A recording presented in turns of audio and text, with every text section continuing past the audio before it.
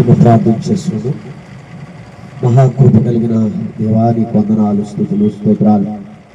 తండ్రి, పునరుత్థానము రోజు ఈ సాయంకాల వేళ సెలవు వేళ ఈ దాసులు ప్రియులు బర్నబా గారిని మీరు ప్రేమించి ఈ ప్రాంతంలో మీరు నిలబెట్టుకుని ఏర్పరచుకుని నీ సేవలో నడుము కట్టుకుని నీ తోటలో పనివాడుగా ముందుకు సాగుతుండగా నీ దాసుని దేదీవ దీపముగా వెలిగించి అనేక మందికి ఆశీర్వాదకరంగా మీరు మార్చండి. అనేక ఆత్మల పట్టి జాలరుగా నీ కృపలో నీ దయలో వర్ధిల్లాలి. ఆటంకాల అవరోధాలు తొలగించి ఎక్కలేని కొండ ఎక్కినట్లుగా గురి కలిగి నమ్మకము కూడినట్లుగా నీ కృప అందించి బలపరిచి స్థిరపరచు. కొన్ని మాటలు ధ్యానిస్తుండగా నీ కృప మాకు తోడుగుంచి బలపరచమని యేసు నామములో అడిగి వేడుకున్నాం తండ్రి, ఆమేన్. మంచిది. మన రక్షకుడైన యేసు క్రీస్తు నామములో కూడి వచ్చిన మీ అందరికీ ప్రభు వందనాలు. అందరికి వందనాలు. దేవుని స్తోత్ర. హల్లెలూయా, హల్లెలూయా, హల్లెలూయా, హల్లెలూయా. మంచిది. కీర్తనల గ్రంథము 115వ కీర్తన 12, 13 వచనాలు చదువుకున్నాం.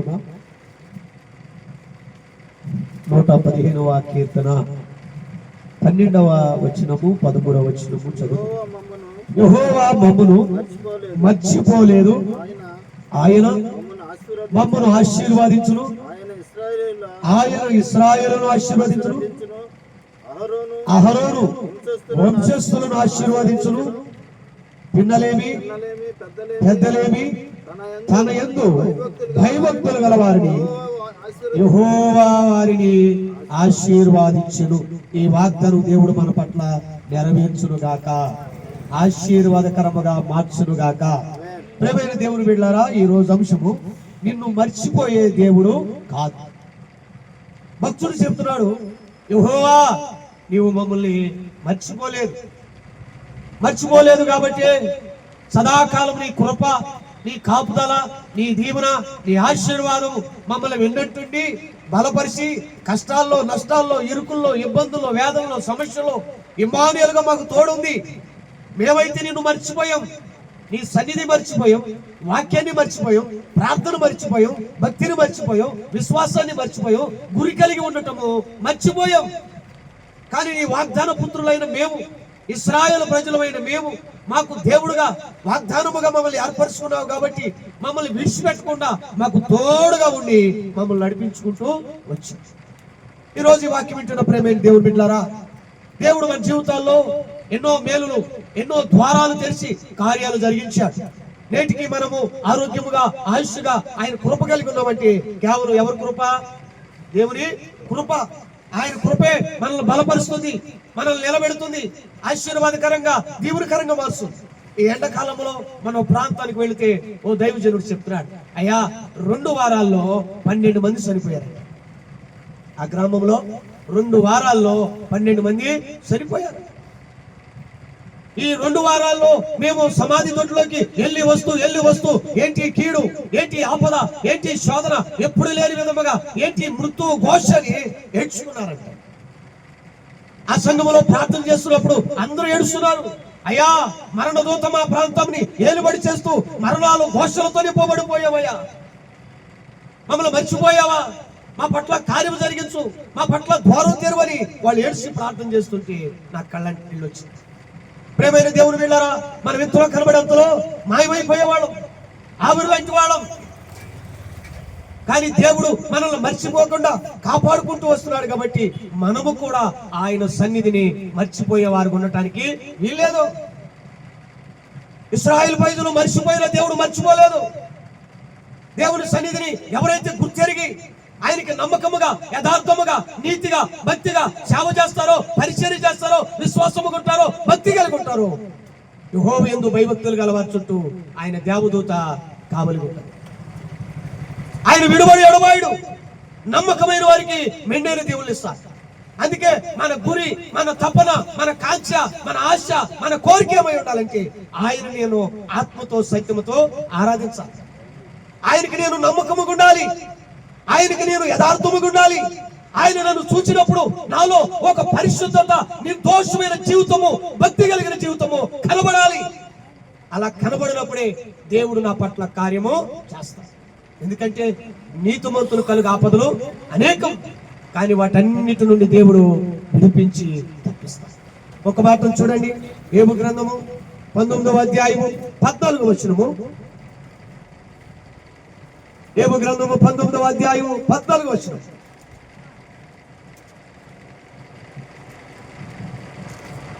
గౌరవం తీయాలి.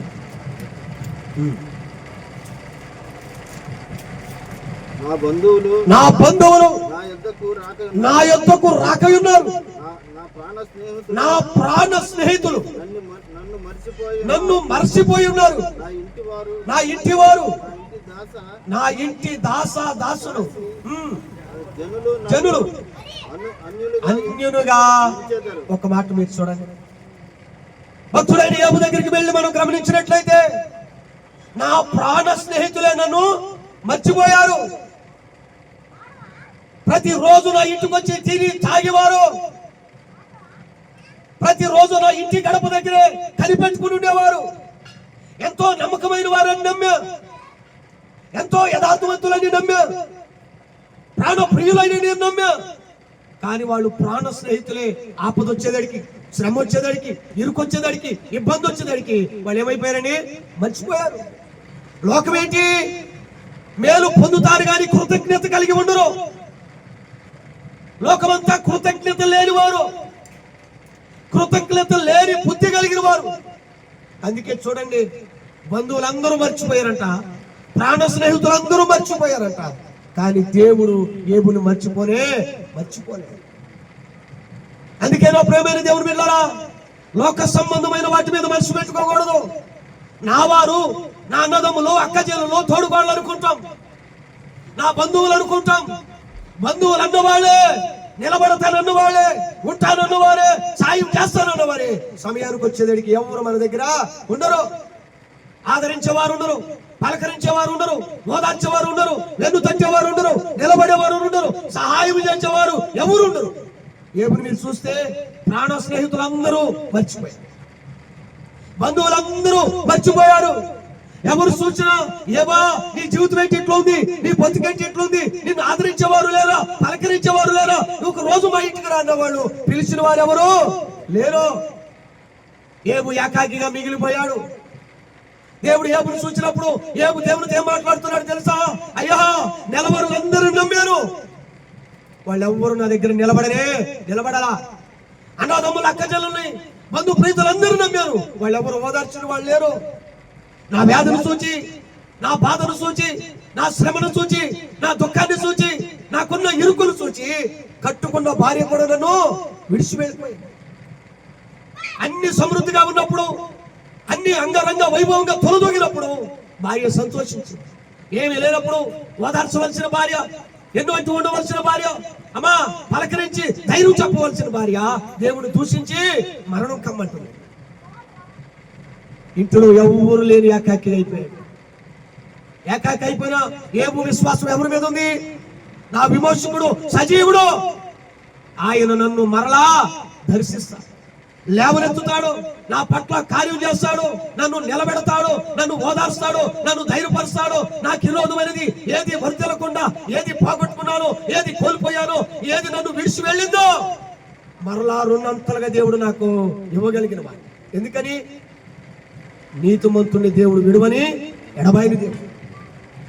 మనుషులు విడిచిపెట్టవచ్చు, లోకం విడిచిపెట్టిన, మనుషులు విడిచిపెట్టిన, మనలో నుండి నీతి విడిచిపెట్టకుండా, భక్తి విడిచిపెట్టకుండా, పరిశుద్ధత విడిచిపెట్టకుండా మనం గట్టిగా పట్టుకుంటే ఆ భక్తి నీకు ధైర్యం పుట్టిస్తుంది, ఆ భక్తి నిన్ను నిలబెడుతుంది, ఆ భక్తి నీకు ఆశీర్వాదాన్ని తీసుకొస్తుంది.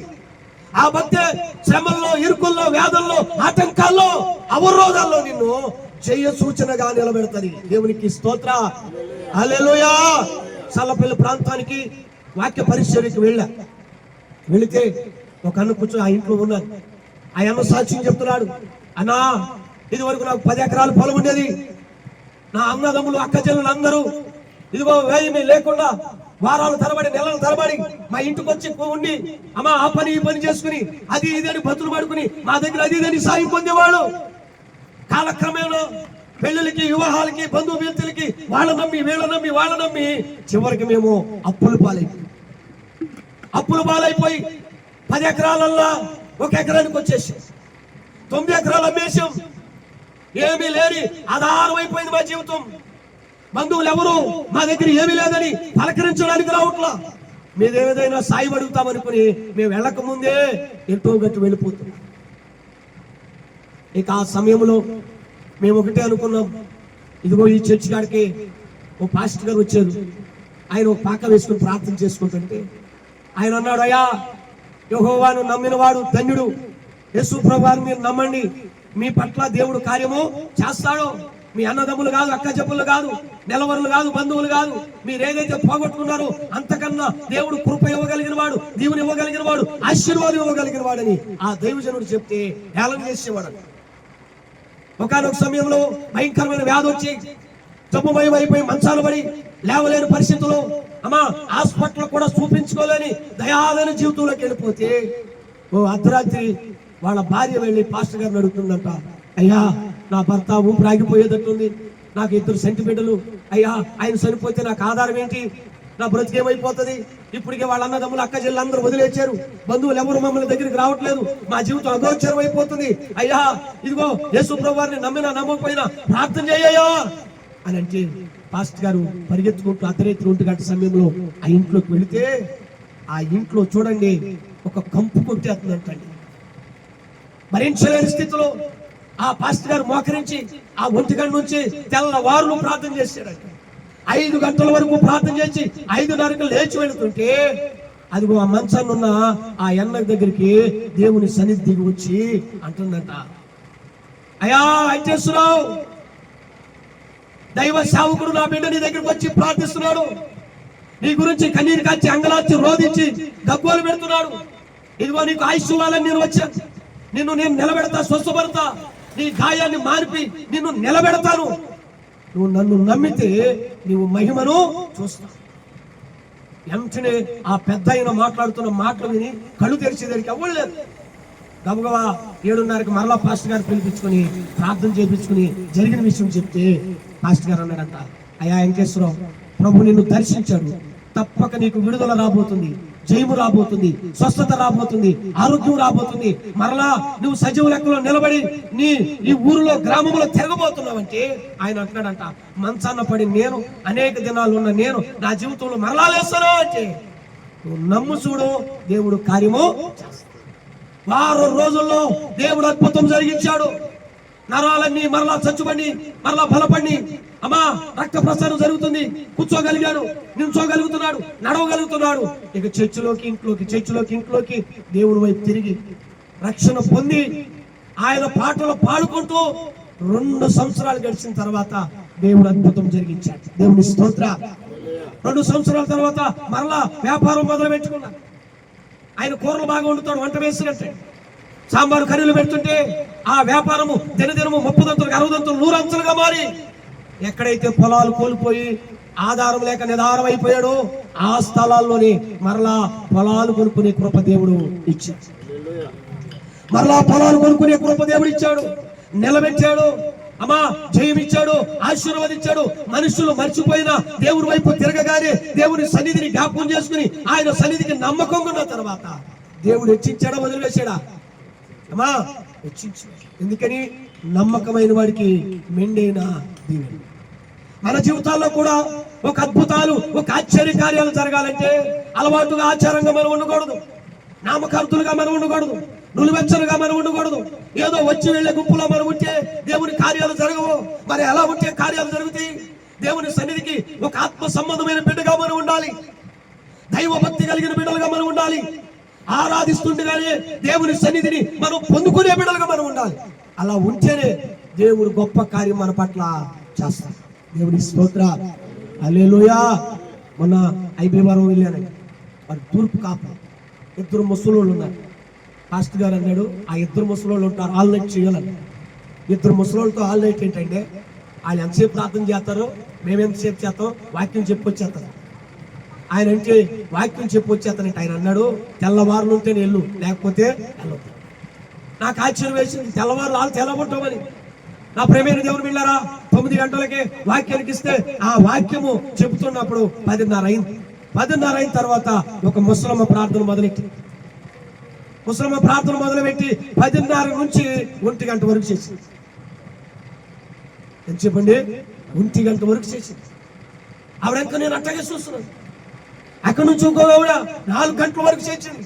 మోకాళ్ళు దిగుతున్నారు, మోకాళ్ళ మీద ఉంటారు, మోకాళ్ళు దిగుతున్నారు, మోకాళ్ళు ఉంటారు. అలసట లేదు, నిద్రాశ లేదు, ఆవులింతలు లేవు.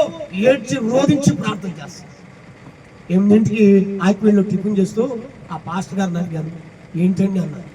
అవునాయి మనోళ్ళందరూ కడపటి వారు మునుపటి వారు కడపటికే వాళ్ళు రగులుతున్నారు, మండుస్తున్నారు, మండుసు ప్రకాశిస్తున్నారు. మనోళ్ళు ఏమనుకున్నారు? వాక్యం అంతా తెలుసు, పాటలంతా తెలుసు, భక్తి అంతా తెలుసు, క్రమం అంతా తెలుసు, మాకు అన్నీ తెలుసు అనుకుంటారు. అన్నీ తెలుసు అనుకుని నరకపాత్రులు అవటానికి వీల్లేదు. దేవుని వైపు తిరిగి ఒక నమ్మకమైన వ్యక్తులుగా మనం ఉంటే దేవుడు తప్పక కార్యము చేస్తాడు. 2 మాటలు మీరు చూడండి. ద్వితీయోపదేశకాండం 4వ అధ్యాయం 31వ వచనము.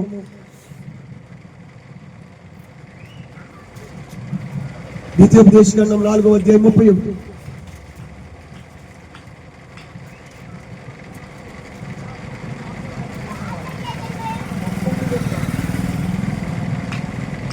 నీ దేవుడైన యెహోవా కనికరము గల దేవుడు. చూడండి, కనికరము కలిగిన దేవుడు గనుక నిన్ను చెయ్యవిడువడు, నిన్ను నాశనము చేయుడు. తాను నీ పితరులతో ప్రమాణము చేసిన వాగ్దానము మర్చిపోడు. దేవునికి స్తోత్రం. హల్లెలూయా. నీ దేవుడైన యెహోవా కనికరము కలిగిన దేవుడు. మనుషులు కనికరము తను బట్టి ఉంటది, అందాలు బట్టి ఉంటాయి, అవసరత్వం బట్టి ఉంటాయి. అవసరాలు తీరిన తర్వాత ఆ కనికరం పోయి వేషం ఏర్చుంటది. కానీ మనం ఆరాధించే దేవుడు ప్రేమామయుడు, లోకాన్ని ఎంతో ప్రేమించిన వ్యక్తి, విడువని ఎడబాయిన దేవుడు, తోసువైన దేవుడు, హక్కును చేర్చుకునే దేవుడు. అందుకే మోషే అంటాడు, నీ దేవుడైన యెహోవా కనికరము కలిగిన దేవుడు. మనుషులు చెయ్యి వదిలేస్తారు, కానీ ఆయన చెయ్యి విడవడు. నీ ఇరుకులో చెయ్యి విడవడు, నీ సంతోషంలో చెయ్యి విడవడు, నీ ఆనందంలో చెయ్యి విడవడు, నీ దుఃఖంలో, నీ వేదనలో, నీ గాయాల్లో, నీ బాధల్లో, నీ ఇరుకుల్లో చెయ్యి విడవని దేవుడు. గొప్ప దేవుడు కలిగి ఉన్నాం. ఆయన చెయ్యి విడవని దేవుడు. మన పితరులతో చేసిన వాగ్దానాన్ని మర్చిపోయేవాడు అది దేవుడు. మనం మర్చిపోతలేదు కాబట్టి నీ జీవితంలో ఏదో ఒక దిశలో నీకు కార్యం జరిగిస్తూనే ఉన్నాడు, ద్వారం తెరుస్తూనే ఉన్నాడు. ఒక్కొక్క మేలు, ఒక్కొక్క దీవెన నీ జీవితంలోకి తీసుకురాగలిగిన దేవుణ్ణి, మర్చిపోని దేవుణ్ణి మనము కూడా మర్చిపోకుండా, అయ్యా నువ్వు కనికరము కలిగిన దేవుడు కదా, జాలి కలిగిన దేవుడు కదా, హృదయపూర్వముగా ఆరాధిస్తే హక్కును చేర్చుకునే దేవుడు కదా, నీ సన్నిధికి నేను పచ్చని ఒలివ మొక్కలాగా ఉండాలి. దావీదు దేవుని మందిరంలో ఎలా ఉన్నాడు? పచ్చని ఒలివ మొక్కలాగున్నాడు. ఓ క్రమమైన ప్రార్థన, క్రమమైన భక్తి, క్రమమైన వాక్య ధ్యానం, క్రమమైన విశ్వాసం ఉండాలి. మనం ఇక్కడ కూర్చున్న వాళ్ళు చూడండి, రోజుకి ఎంతసేపు వాక్య ధ్యానం చేస్తున్నాం, ఎన్ని అధ్యాయాలు చదవగలుగుతున్నాం? చదువుకుండి కూడా చాలా మంది వాక్యాన్ని చదవలేక అశ్రద్ధ చేస్తున్నారు. చాలా మంది చూడండి, సమయం ఉండి కూడా ప్రార్థన దగ్గర గడపలేని వారు ఉన్నారు. అదే లోకం దగ్గర, ముసలమ్మ ముచ్చట్ల దగ్గర, సెలవుల దగ్గర, టీవీల దగ్గర గడపమంటే దినదినాలు మనము గడుపుతూనే ఉన్నాం. అది క్రమబద్ధమైన ప్రార్థన భక్తి అవ్వదు. ఉదయం సాయంత్రము దావీదు ముమ్మారు ప్రార్థించాడు, 7 మార్లు స్తుతించాడు. 120 మందికి పైగా దానియేలు అధికారి ఉంది, దినముకు ముమ్మారు ప్రార్థన చేశాడు. భయంకరమైన శ్రమ వచ్చి ప్రార్థన చేస్తే నువ్వు చనిపోతావు, మరణం వస్తుందని తెలిసి కూడా యథాప్రకారం దేవుని సన్నిధికి వెళ్ళి ఏం చేశాడు? ప్రార్థన చేశాడు. అది నిజమైన రోషము కలిగిన భక్తికి ఉండే సాదృశ్యము. ప్రతిరోజు వాక్య ధ్యానము. ఎందుకని? దివారాత్రులు ధ్యానించేవాడు ధన్యుడు. వాడు ఆకు వాడక తన కాలమందు బలమించే చెట్టులాగా మారిపోతాడు. ఎందుకని? వాక్యం నిన్ను బలపరుస్తుంది, వాక్యం నిన్ను గద్దిస్తుంది, వాక్యం నిన్ను మారు మనసులోకి తీసుకెళ్తుంది, వాక్యం నీకు హెచ్చరికిస్తుంది, వాక్యం నిన్ను పడిపోకుండా, జారిపోకుండా, తొట్టిపోకుండా నీ మాట అయినా, చూపైనా, నడకైనా, ప్రవర్తన అయినా, ఆలోచన అయినా వాక్యానికి విరోధంగా ఉన్నది ఉదక స్నానం నేను చేపిస్తుంది. ఎందుకని బాధల్లో నెమ్మది ఇచ్చేది వాక్యమే అనుకుంటున్నాం. ఆ వాక్యం మనల్ని ప్రతిరోజు కడిగి హిమం కంటే తెల్లగా మారుస్తుంది. వాక్యం ద్వారా మనిషి శుద్ధి అవుతాడు. వాక్యం ద్వారా మనిషి హెచ్చరికలోకి వెళ్తాడు, ఓర్పులోకి వెళ్తాడు. చూడండి, ఒప్పుకోల్లోకి వెళ్తాడు, మార్చుకోవట్లోకి వెళ్తాడు. ఒక వ్యక్తి చూడండి, పాస్టర్ గారు మేమిద్దరం తెలుగు పని టీచర్లు. ఆయన బేపనే ఏమయ్యా ఇది వరకు ఒక రకంగా ఉండేవాడు, ఏంటి ఇప్పుడు బ్రష్ మారిపోయింది, ఇది మారిపోయింది, ఇది మారిపోయింది అని అన్నాడు. ఆయనకు ఒక బైబిల్ ఇచ్చాడు, కొత్త నిబంధన. మీరు ఇక్కడ చదవండి, ఈ వాక్యంలో ఉన్న కొన్ని సత్యాలు తెలుసు. ఆయన ఏమన్నారు తెలుసా? పాస్టర్ గారు మా ఇంట్లో బైబిల్ ఉందన్న. ఏంటంటే బైబిల్ ఉంది, భోగేశ్వరం రూట్లో ఉంటుంది. మరి ఇదేంటన్నారు? ఇది మా జీవనోపాధి పట్టు కోసం చేసుకునేది. మా భార్య ఉదయం లేవగానే అమ్మా మొదట 3 అధ్యాయాలు చదువుకో. ఏనాడు ఆవిడ ఆటంకం పెట్టను, ఎక్కడెక్కడ ఏం చెప్పమంటావు చెప్పు అన్నాడు. అంతే. ఆ వాక్యాలు చెబుతున్నప్పుడు నా చెవుల్లో అమ్మా ఎంతో ఆనందము, ఒక పక్క భయం వేసింది. ఆయన అంటున్నాడు, బైబిల్ ఇప్పటి వరకు నా భార్య 10 సార్లు చదివిందని. పెద్ద బైబిల్ ఎన్నిసార్లు చదివిందంట? 10 సార్లు. నాకు అనారోగ్యం వచ్చినప్పుడు, భాగం వచ్చినప్పుడు ఆ వాక్యం చదువుతున్నప్పుడే నా ఒళ్ళంతా జలతరిస్తుందయ్యా. దేవుడు అంటే భయము, భక్తి, విశ్వాసం నాకు ఉంది అని చెప్తున్నప్పుడు నాకు చాలా భయం వేసింది. మరి మనం పుట్టు క్రైస్తవం, చదువు ఉంది అమ్మా తెలుసు, అయినా సరే వాక్యం అంటే నిర్లక్ష్యం, చదవటం అంటే నిర్లక్ష్యం, బద్ధకం. అమ్మా వాక్యానికి చోటు ఇవ్వలేని వాడు, అసమర్థులు అయిపోతున్నాం. అలా ఉన్నంత కాలము దినములు చెడ్డవి, సమయాన్ని కొని అజ్ఞానం వల్లే నడవకుండా జ్ఞానం వల్లే సద్వినియోగం నువ్వు చేసుకుంటే నీ జీవితాలు బాగుపడతాయి. ఆయన కనికరమ కలిగిన దేవుడు, నిన్ను చేయి విడిచిపెట్టడం. నువ్వు ఆయన వైపు తిరిగి అయ్యా నా సమస్య ఇదిగో, నా ఇరుకు ఇదిగో, నా ఇబ్బంది ఇదిగో, నా వ్యాధి ఇదిగో, ఆటంకాల సుడిగుండాల్లో అమ్మా అగ్నిగుండాల్లో మండిపోతున్నా నన్ను షడ్రకు మేషకు అభ్యర్థులు ఎలా తప్పించావో నీవు నిన్న నేడు ఏకరీతిగా నన్ను తప్పించగలిగిన వాడు, విడిపించగలిగిన వాడు, లేవనెత్తగలిగిన వాడు, ఉద్ధరించగలిగిన వాడు, నా పట్ల నిలబడి గొప్ప కార్యము చేయగలిగిన వాడా కాదండి. దేవుడు అద్భుతము చేయగలిగిన, అద్భుతం చేయగలిగిన వాడు. మొన్నటి వేళ నా జీవితంలోనే గొప్ప కార్యం. 4 రోజులు అక్కడ కొట్టలేని, చాలా డబ్బులు అయిపోయి, ఇక్కడ భోజనాలు పెట్టే పరిస్థితి లేదు, డబ్బులు లేవు. చాలా మంది సేవకులు ఏమంటున్నారంటే అయిపోయింది వీడి పని, ఎక్కడ పెడతామేంటి, జనం లేరు, ఎందుకు కోటాలని ఏళన చేస్తూనే ఉన్నా. ఏళన చేస్తున్నా. నేను సిగ్గుపడకుండా, సువార్త విషయంలో సిగ్గుపడకూడదు. దేవుడి పని మనం చేస్తున్నాం, మనుషులు ఉన్నప్పుడు కాదు, లేనప్పుడు కూడా దేవుడు మనల్ని చూస్తున్నాడు. మన విశ్వాసాన్ని, నిరీక్షని మనం దేవుడి కొరకు నిలబడుతున్నామా లేదా చూస్తున్నాడని నేను అదే ఆశతో. 2వ రోజు అయింది. 3వ రోజు నేను అన్నోళ్ళ దగ్గర కైకులూరు వచ్చి అన్నోళ్ళకి భోజనం ఏర్పాటు చేసాను అని వెళ్తున్నాను. వెళ్ళి లాడ్జి దగ్గర ఎస్వీఎస్ గారు నుంచున్నాను, వాళ్ళు పైన ఉన్నారు. ఒక ఆయన కారు దిగాడు. అయ్యా నువ్వు పాస్టర్ గారు బాగా? అవును బాబు. అయ్యా మీరు కోటాలు పెడుతున్నారు, అక్కడ పెట్టారు కదండి, అక్కడ పెట్టారు, ఎక్కడ పెట్టాను, మీకు ఎక్కడి నుండి వస్తాయేమో? ఎక్కడ లేదండి, దేవుని కొరకు పెడుతున్నాం, దేవుని కొరకు చేయాలని. ఆయన ఏం చేశాడు, ఆ కారు దిగి ఆ లిఫ్ట్ దగ్గరికి వెళ్ళాడు. వెనకొచ్చి పాస్టర్ గారు నేను ఎవరికో ఇవ్వాలనుకుంటున్నాను, లిఫ్ట్ ఎక్కుతుంటే దేవుడు ఒక మాట అంటున్నాడు, ఆ పాస్టర్ గారికి నీ వెతికెళ్ళి కారుకు ఇవ్వు, నా కొరకు ఓ భారం కలిగి ఉన్నాడు, ఇవ్వు అని ఆయన గద్దిస్తున్నాడు. లిఫ్ట్ ఎక్కినోడు దిగి వచ్చేసి ఆ కవర్ ఇచ్చాడు. ఏంటి కవర్ ఇచ్చాడు అంటేని ఆ కవర్ అక్కడే చింపి ఆయన ఎలాగని చూస్తే 20,000 రూపాయలు. 20,000 రూపాయలు ఉన్నాయి. వెంటనే ఆ ధనము పట్టుకుని అక్కడే కళ్ళ నీళ్ళు పెట్టుకుని ఏడ్చుకున్నా. అయ్యా ఈ రోజు చివరి రోజు దైవజనుడికి ఎలా ఇవ్వాలి, ఏంటి నా పరిస్థితి ఏంటి అని అనుకున్న సమయంలో ఆయన దాచి ఉంచిన మేలు ఎంతో గొప్పదే. ఇది మనుషులకు అసాధ్యము, దేవునికి సమస్తము సాధ్యం. దేవునికి సమస్తము సాధ్యము. మనము నమ్మితే దేవుని మహిమ చూస్తాం, నమ్మితే దేవుని కార్యం చూస్తాం, నమ్మితే దేవుని అద్భుతం చూస్తాం. రాత్రంతా ప్రయాసపడ్డాడు పేతురు, ఒక్క చేప గడబడలా. వాళ్ళను ఉతుకుని కడుగుకునే సమయానికి వచ్చి పేతురు కుడివైపు పేతురు అంటాడు, అయ్యా ఇప్పుడు పగలబడము, రాత్రి పడేది, ఎక్కడ వేయాలో నాకు తెలుసు, ఎక్కడ పట్టాలో తెలుసు, ఈ సరస్సులో ఏ ప్రాంతానికి వెళితే చేపలు పడతాయో తెలుసు. రాత్రంతా మేము ప్రయాసపడ్డాం, కష్టపడ్డాం, శ్రమపడ్డాం, వేదన చెందాం, ఒక్క చేప గడపడలేదు. అయినను నీ మాట చెప్పును నేను రాత్రంతా పట్టలేని చేపలు ఒక్క వాటిలోనే దేవుడు సమృద్ధిగా ఇచ్చేసాడు. అది దేవుడు చేసే కార్యము అంత గొప్పగా ఉంటుంది. అందుకే మనం గుర్తుపెట్టుకోవాలి, ఆయన మాట ప్రకారం జీవిస్తే, ఆయన మాట ప్రకారం సేవ చేస్తే, ఆయన మాట ప్రకారం భక్తి చేస్తే, ఆయన మాట ప్రకారం మనం నమ్మకం ఉంటే ఎక్కడ అడుగు పెట్టిన దేవుడు ఏం చేస్తాడో తెలుసా? 30 దంతులుగా, 60 దంతులుగా, 100 అంతలుగా ఆశీర్వాదిస్తాడు. ఫిలిష్తీ దేశంలో ఇస్సాకుకి ఎందుకు ఆశీర్వాదం వచ్చింది? ఫిలిష్తీ దేశంలో మరి వాళ్ళకంటే గనుడా కాదు కదా.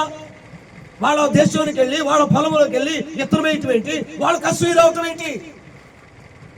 ఎక్కడ అడుగు పెట్టిన జీవజల ఊట ఉంది. కారణం ఏంటి? జీవజల పుట్టించగలిగిన దేవుడు ఉన్నాడు.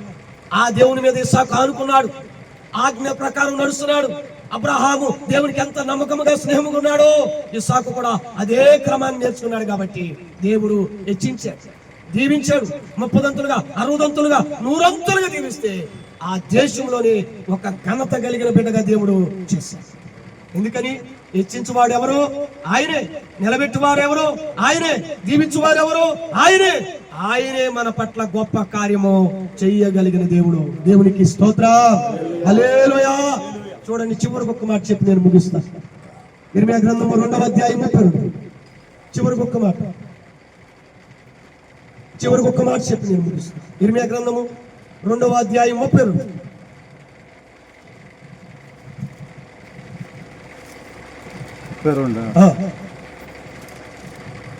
కన్యక తన ఆభరణములను మరసున పెండ్లి కుమారి తన వడ్డాణమును మరసున నా ప్రజలు లెక్కలేని దినాలు నన్ను మర్చిపోయి ఉన్నారు.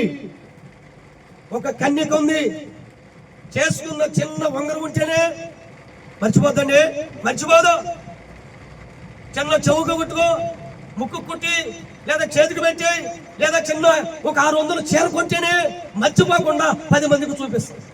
ఇది నా కష్టార్జితం, లేదా నా భర్త తెచ్చారు, నా అమ్మ తెచ్చింది, లేదా మా అత్తమామలు తెచ్చారు, మా ఆడపడుచులు తెచ్చారు, మా నిలవరులు అందరూ తెచ్చారని చూపించుకుంటున్నాం. ఒక కన్యక తన ఆభరణాన్ని మర్చిపోలేదు, వడ్డానాన్ని మర్చిపోలేదు.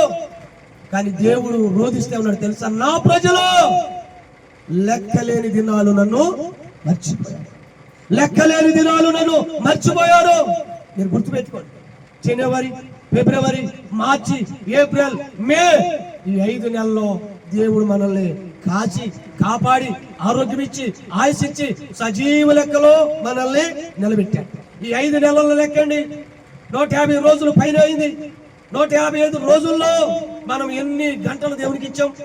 ఎంత సమయం దేవుని వాక్యానికి ఇచ్చాం? ఎంత సమయం దేవుని పాటలకు ఇచ్చాం? ఎంత సమయం ఆరాధనకు స్తుతికి ఇచ్చాం? ఎంత సమయము ప్రార్థనకు సమయం ఇచ్చాం? మీరు గుర్తుపెట్టుకోండి.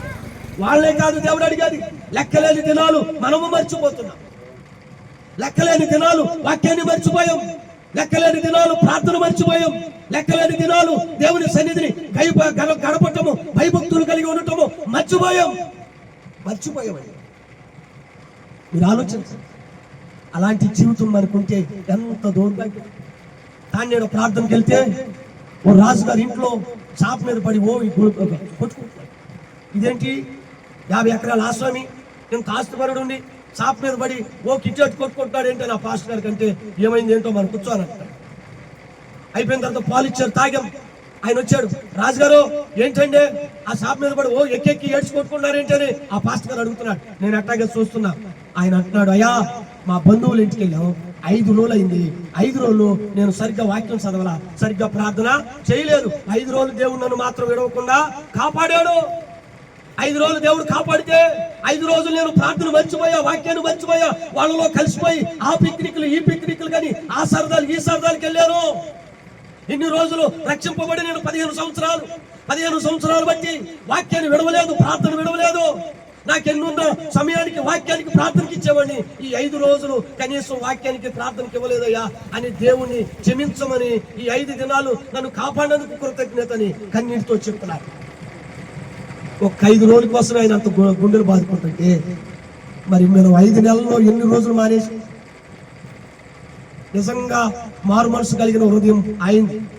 మారు మనసు లేని హృదయము మందే.